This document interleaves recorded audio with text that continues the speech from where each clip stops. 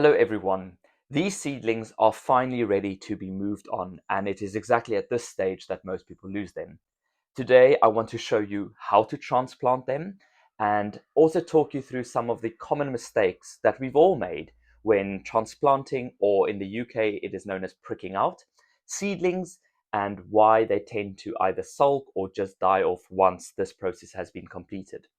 The benefits of transplanting them into their own pots include giving them more space to establish, giving them more nutrients, especially when we use a growing media or a compost that is a little bit higher in nutrients than what a seed sowing compost would be, and also allowing them a little bit more room in which to take up water and stand in their own light. And this really gives them their best chance of establishment and growing, and so we can then move them out into the garden once they're ready. So let's go ahead, let me show you what to do, and let's talk through some of the common problems.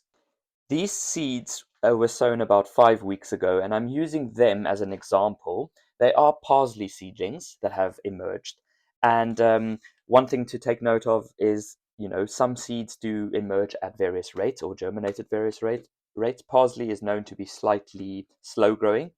Saying that, however, you can quite clearly tell that some of these seedlings still have only their seed leaves, such as these. Some of them, however, have started showing us their first true leaves.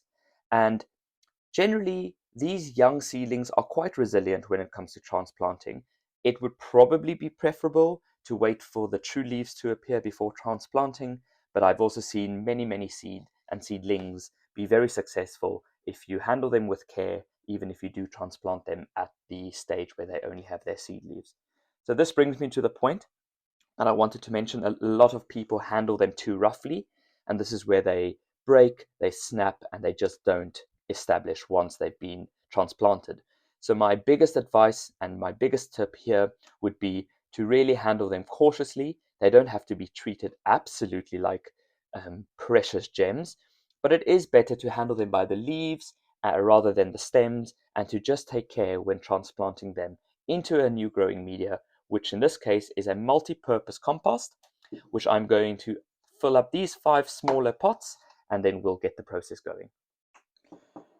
Right, so the next decision that needs to be made is the size of the respective pot that you're wanting to transplant in.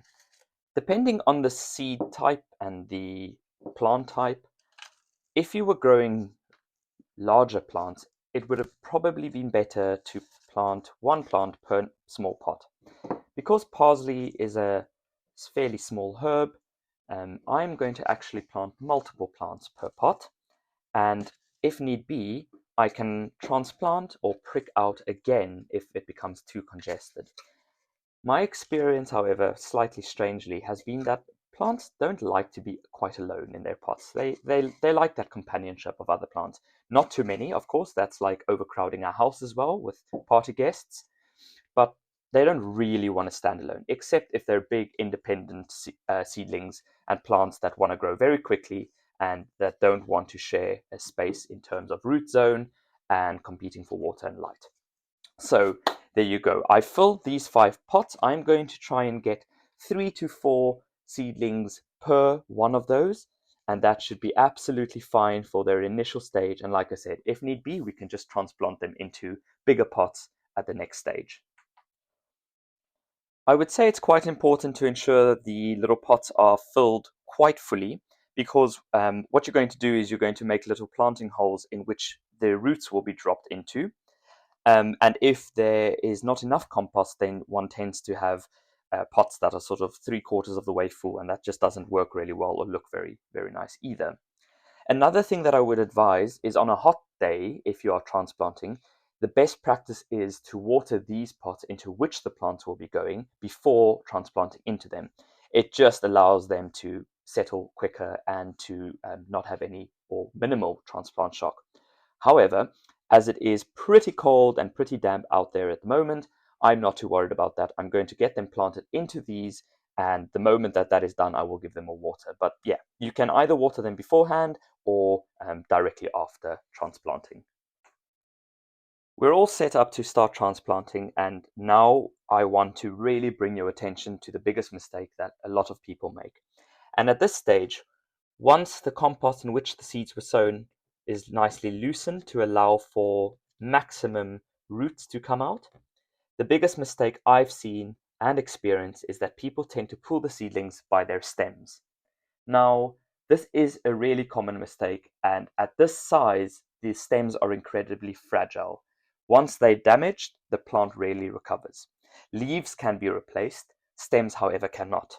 So, the best thing to do is to loosen the compost and to gently tug out each plant by its leaves. And as you can see, rather beautifully, they've got a lovely root system, and that's exactly what you want. And if you wanted to be even more selective, you could unpack all of your seedlings and choose those with the best root systems. However, I'm happy with that. I'm going to pull this smaller one apart, and I'm very, very, very happy with that one seedling, and that will be my number one to be transplanted in here.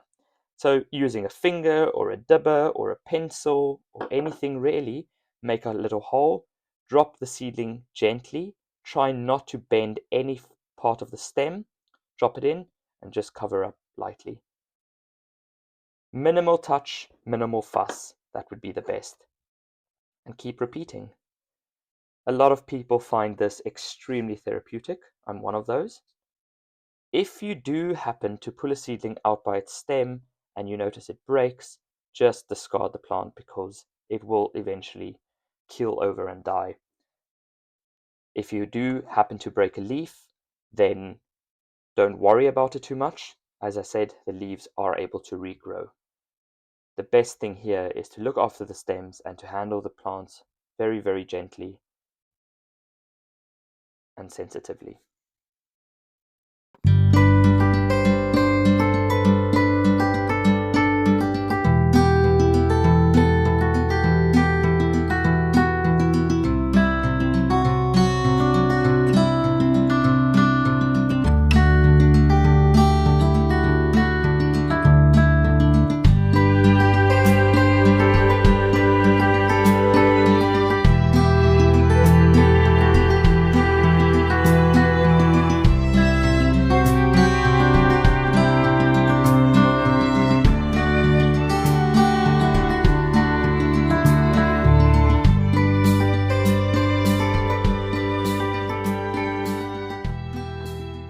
All 5 My Little Pots now contain 3 seedlings each, and I'm pretty much happy with that. Here I would advise not to be too sentimental about the plants. Obviously there's a whole tray, or half a tray at least, containing more very healthy seedlings. The best here, what to do here is to keep this tray for a couple of days, keep it well watered, place it back in the position in which you removed it, in good light and fairly warm temperatures, and just keep the seedlings in case any of these that you've transplanted die off. What you can then do is, if any of these have died, you can just transplant them into its position.